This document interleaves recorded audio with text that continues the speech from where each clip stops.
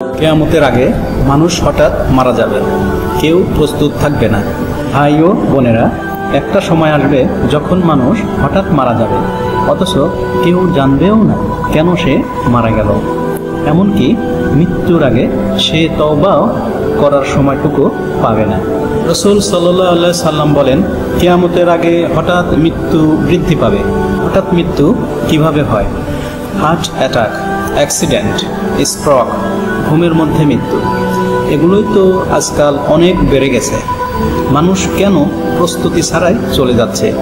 না জানে আল্লাহর কাছে ফিরে যাচ্ছে, না তওবা করে গেছে। এই হাদিস আমাদের একটি মেসেজ দিচ্ছে, মৃত্যু এখন আর বার্ধক্যের ব্যাপার নয়। যে কোনো বয়সে, যে কোনো সময় আমাদের মৃত্যু হতে পারে।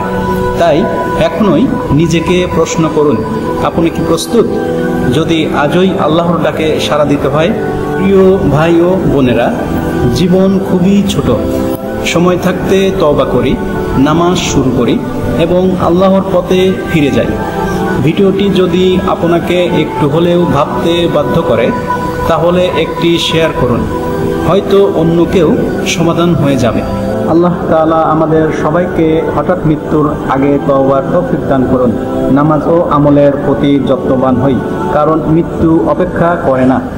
আপনারা দেখছেন কোরআন কানুন টিভি, আল্লাহর বাণী, আমাদের পথ।